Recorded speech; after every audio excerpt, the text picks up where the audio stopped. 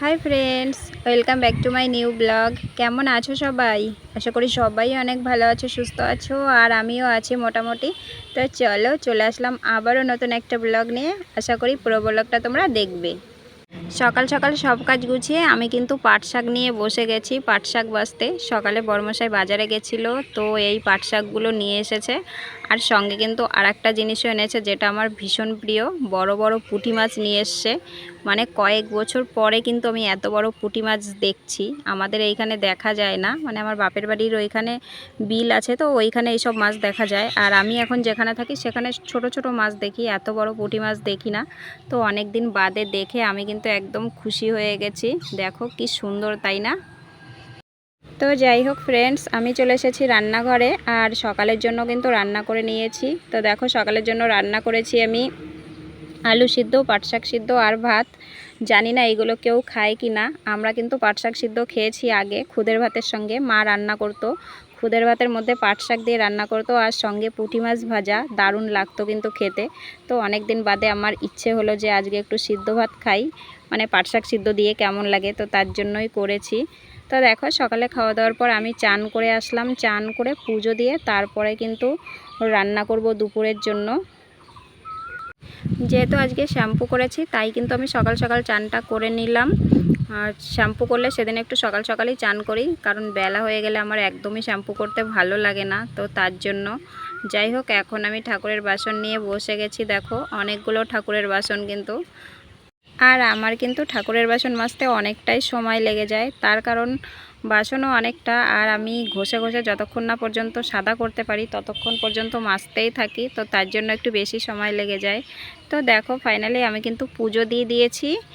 আর এখন চলে যাব আমি রান্নাঘরে। তো দেখো, চলে এসেছি রান্নাঘরে, আর আমি কিন্তু রান্না বসিয়ে দিয়েছি। তো চলো, আজকে দুপুরের মেনুতে আমাদের কি কি আছে তোমাদের একটু বলে দেই। তো আজকে দুপুরের মেনুতে আছে, এই যে দেখো, লাফা ছিল ঘরে, অনেক দিন হয়ে যাচ্ছিল, তো এই লাফাগুলো আমি ভেজে নিচ্ছি আলু ছাড়াই। আজকে শুধুই ভাজবো, দেখি কেমন লাগে। আর কুমড়ো ভাজা, আর হচ্ছে পুঁটি মাছ দিয়ে পাট শাক দিয়ে, সঙ্গে আছে চিকেন। তো এই আজকে আমাদের দুপুরের মেনুতে আছে।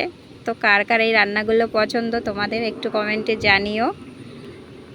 তো দেখো, রান্না প্রায় আমার কমপ্লিট হয়ে গেছে। এই যে শাকের তরকারিটাও হয়ে গেল, আর শুধু এখন চিকেনটা করব, তাহলেই কিন্তু আমার রান্না হয়ে যায়। আর হ্যাঁ বন্ধুরা, তোমরা যারাই আমার ভিডিওগুলো দেখবে অবশ্যই কিন্তু কমেন্ট করবে, কমেন্ট করে জানাবে যে ভিডিওগুলো কেমন হয়, তোমাদের কতটা ভালো লাগে।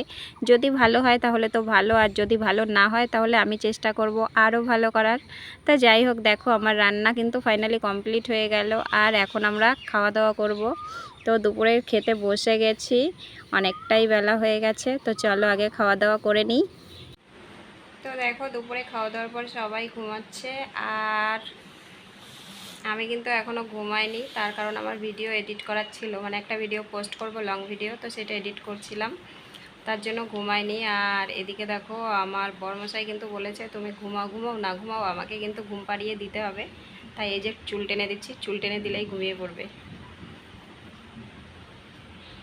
আর এদিকে বাইরের কি অবস্থা চলো তোমাদের একবার দেখাই। আজকে কিন্তু সকাল থেকেই আকাশের অবস্থা একদম ভালো না। চলে এসেছি আমি বাইরে, আর তোমাদেরকে একটু দেখানোর চেষ্টা করি যে আকাশের অবস্থা কেমন। মেঘে ঢেকে গেছে, মানে অন্ধকার হয়ে গেছে।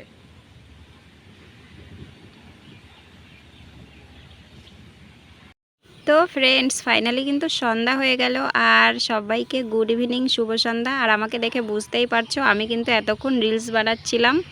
আর এদিকে আমার ছেলেরা দেখো, এই যে শুয়ে শুয়ে একটু ফোন দেখছে, তার কারণ এতক্ষণ ওরা পড়াশোনা করেছে। আর বরমশাই এই যে বসে বসে খেলা দেখছে, এক্ষুনি বাজার থেকে আসলো। তো আমি এখন চলে আসব রান্নাঘরে। এই যে দেখো, চলে এসেছি। আর এখন কিন্তু একটু সন্ধ্যাবেলা খাওয়া দাওয়ার ব্যবস্থা হবে। এই যে দেখো, চাউমিন নিয়ে এসেছে, আর অনেক দিন পরে কিন্তু আমি চাউমিন খাবো। আর আমি আমার বরকে সবসময় বলে দিই যে বাজারের থেকে তুমি এগরোল আনো, চাউমিন আনো, যাই আনো না কেন, ওর মধ্যে যেন সস না দেয়। তার কারণ যে সসগুলো দেয় ভীষণ বাজে লাগে, একদম টক লাগে, তো তার জন্য আমি দিতে বারণ করি। আর বাড়িতে আনার পর আমি এই যে সস দিয়ে দিয়েছি। দেখতেও যেমন দারুণ লাগছে, খেতেও কিন্তু অসাধারণ ছিল। তো চলো, আজকের ভিডিওটা এই